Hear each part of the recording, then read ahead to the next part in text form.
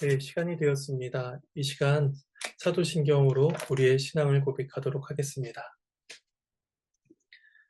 전능하사 천지를 만드신 하나님 아버지를 내가 믿사오며 그 외아들 우리 주 예수 그리스도를 믿사오니 이는 성령으로 잉태하사 동정녀 말에게 나시고 본디오 빌라도에게 고난을 받으사 십자가에 못 박혀 죽으시고 장사한 지 사흘 만에 죽은 자 가운데서 다시 살아나시며 하늘에 오르사 전능하신 하나님 우편에 앉아 계시다가 저리로서 산 자와 죽은 자를 심판하러 오시리라.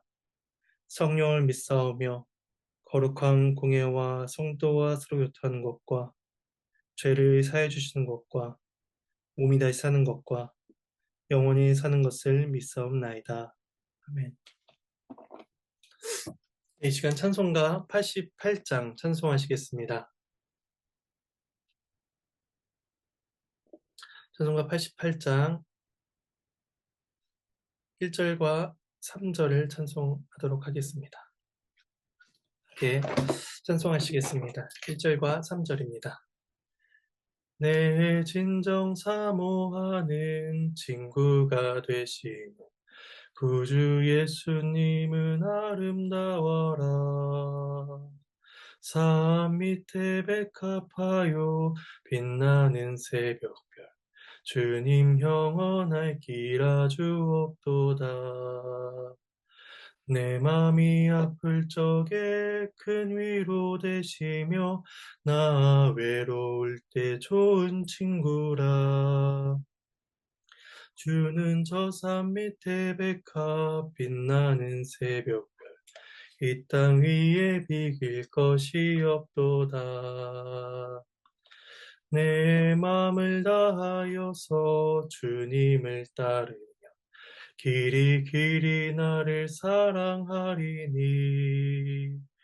물불이 두렵지 않고 창검도 겁없네 내 주는 높은 산성 내 방패시라. 내 영혼 먹이시는 그네 누리고 나 친히 주를 뵙기 원하네. 주는 저 산 밑에 백합 빛나는 새벽별 이 땅 위에 비길 것이 없도다. 아멘. 네, 함께 보실 말씀은 마태복음 20장입니다. 마태복음 20장 17절에서 34절까지의 말씀입니다.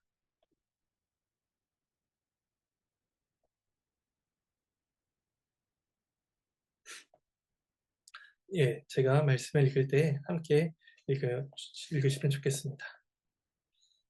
예수께서 예루살렘으로 올라가려 하실 때에 12제자를 따로 데리시고 길에서 이르시매 보라 우리가 예루살렘으로 올라가노니 인자가 대제사장들과 서기관들에게 넘겨지매 그들이 죽이기로 결의하고 이방인들에게 넘겨주어 그를 조롱하며 채찍질하며 십자가에 못 박게 할 것이나 제3일에 살아나리라.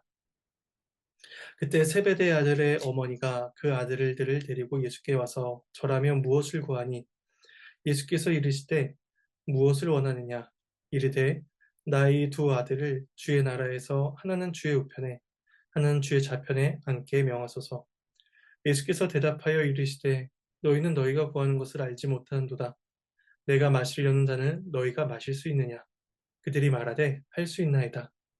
이르시되 너희가 과연 내 잔을 마시려니와 내 좌우편에 앉는 것은 내가 주는 것이 아니라 내 아버지께서 누구를 위하여 예비하셨든지 그들이 얻을 것이니라. 열제자가 듣고 그 두 형제에 대하여 분이 여기거늘 예수께서 제 아들을 불러다가 이르시되 이방인의 집권자들이 그들을 임의로 주관하고 그 고관들이 그들에게 권세를 부리는 줄을 너희가 알거니와 너희 중에는 그렇지 않아야 하나니 너희 중에 누구든지 크고자 하는 자는 너희를 섬기는 자가 되고 너희 중에 누구든지 으뜸이 되고자 하는 자는 너희의 종이 되어야 하리라. 인자가 온 것은 섬김을 받으려 함이 아니라 도리어 섬기려 하고 자기 목숨을 많은 사람의 대속물로 주려 함이니라. 그들이 여리고에 떠나갈 때에 큰 무리가 예수를 따르더라. 맥인 두 사람이 길가에 앉았다가 예수께서 지나가신다 함을 듣고 소리질러 이르되 주여 우리를 불쌍히 여기소서.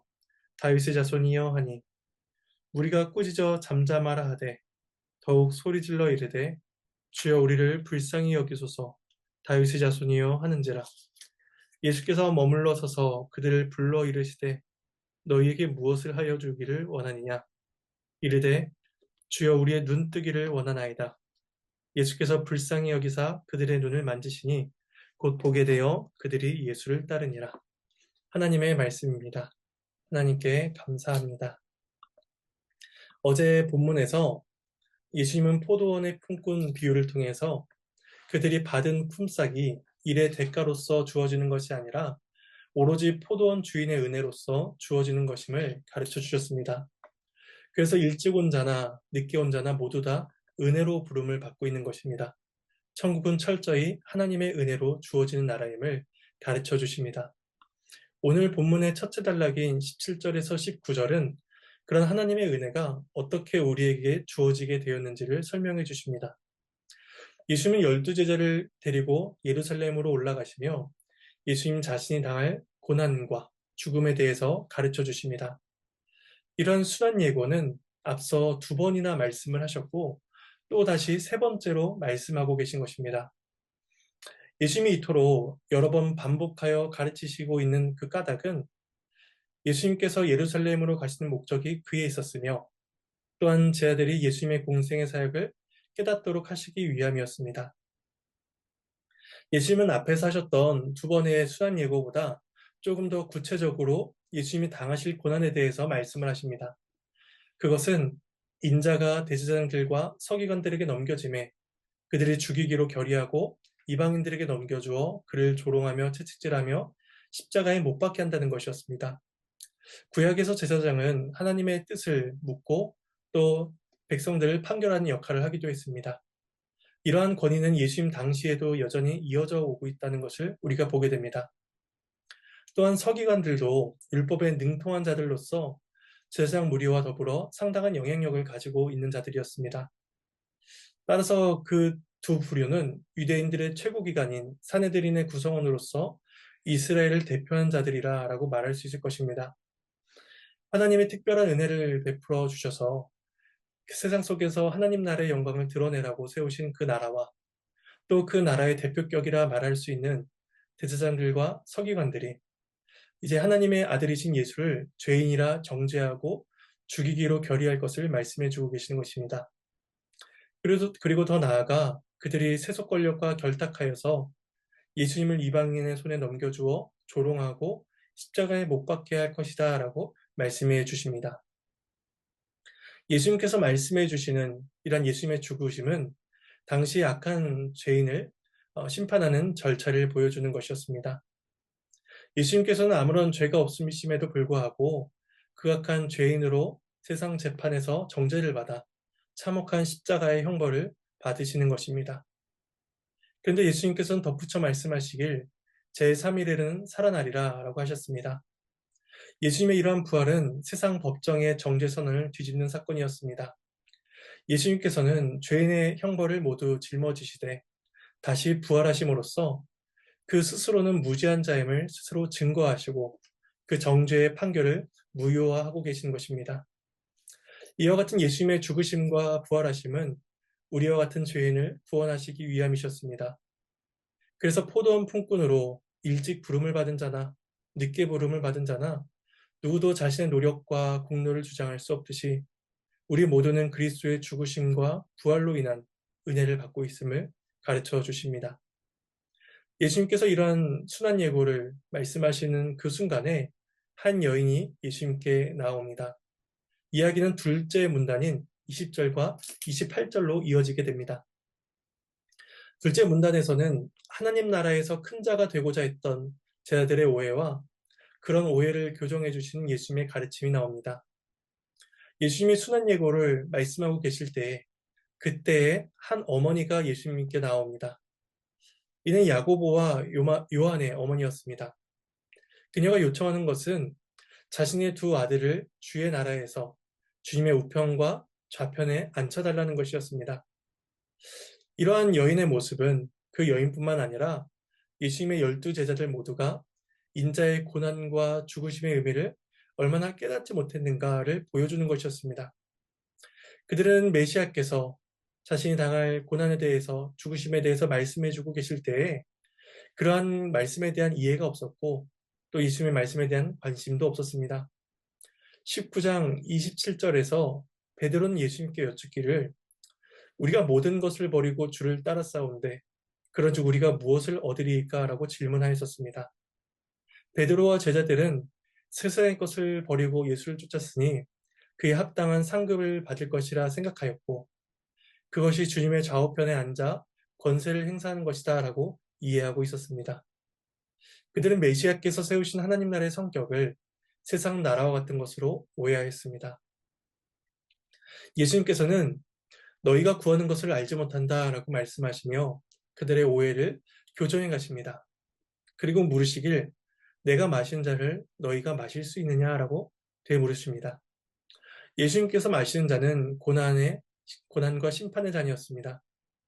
그러므로 예수님께서 그렇게 질문하시는 까닭은 그 천국의 영광만을 생각하며 그 어느 높은 자리에 앉을까라고 생각하던 그들에게 주의 잔을 마시는 것, 곧 인자의 고난과 죽으심에 참여할 수 있느냐라고 물으시는 것이었습니다. 그래서 그들은 자신 있게 할 수 있나이다라고 대답을 합니다.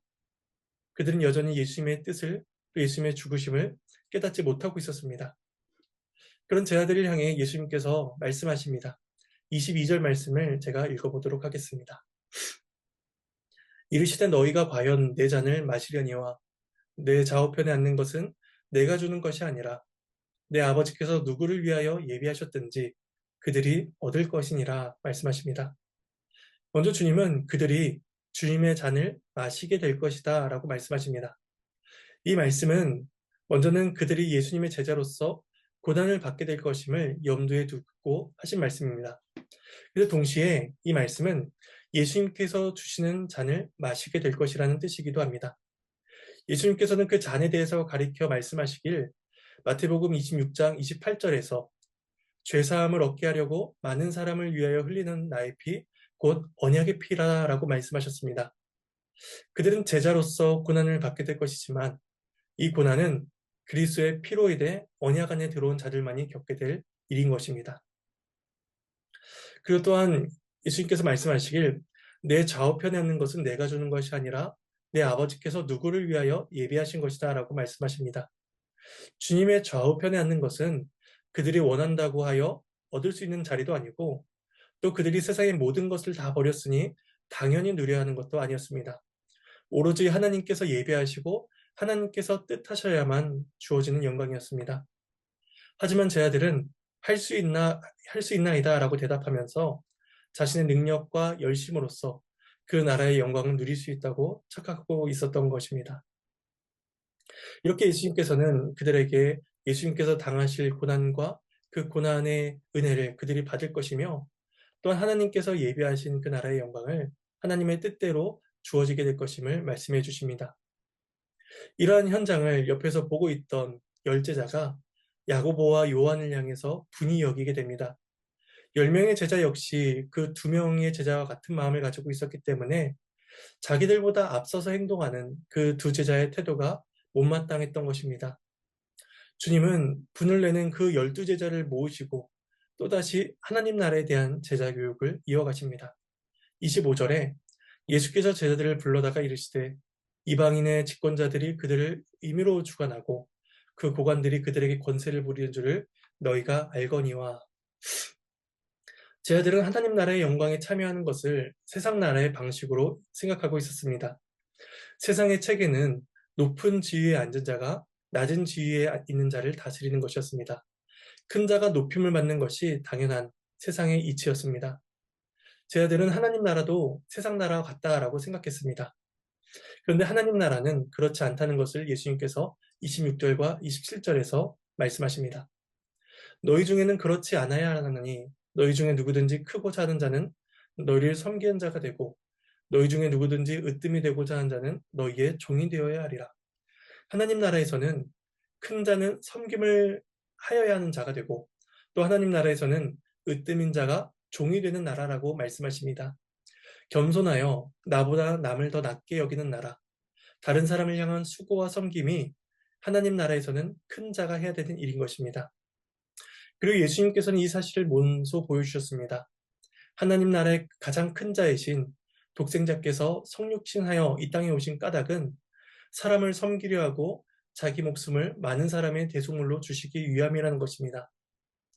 예수님의 공생의 사역은 하나님 나라의 가장 큰 자가 가져야 될 그 자세를 우리에게 몸소 보여주시는 것이기도 했습니다. 그 마지막 단락인 29절과 34절은 예수님과 제자들이 여리고를 떠나가실 때에 맹인 두 사람이 나와 고침을 받는 사건이 기록되어 있습니다.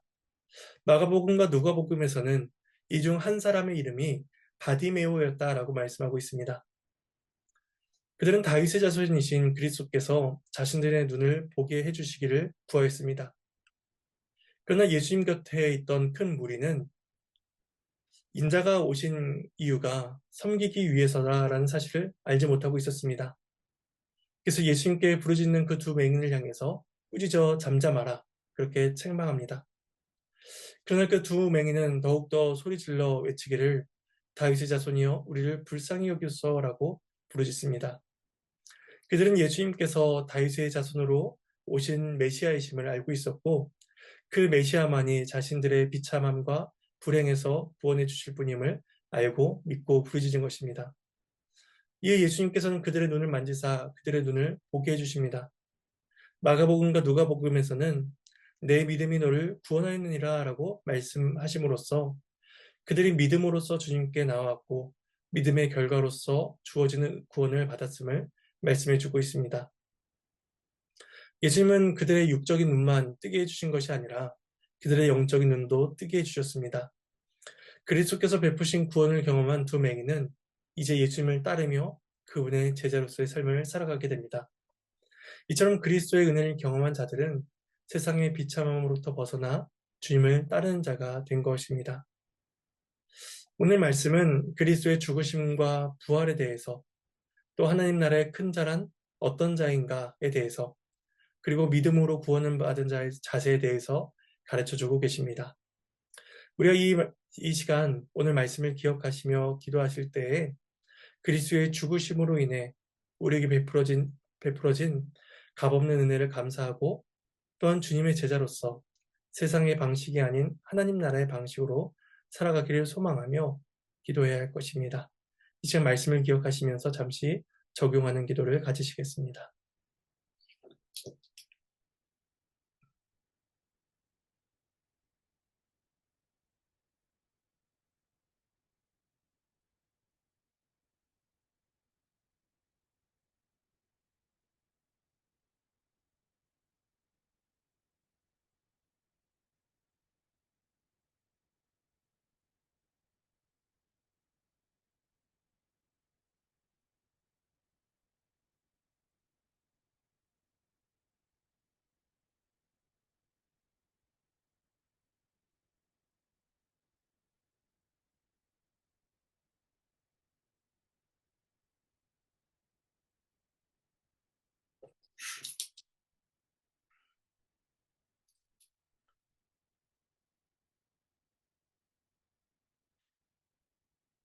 네, 기도를 정리하시겠습니다.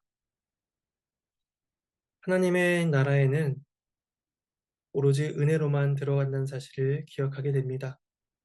우리가 은혜로 그 나라에 들어가기 위해서 예수 그리스도께서 고난받으시고 죽으셨다는 사실을 우리가 다시금 믿음으로 고백하게 됩니다.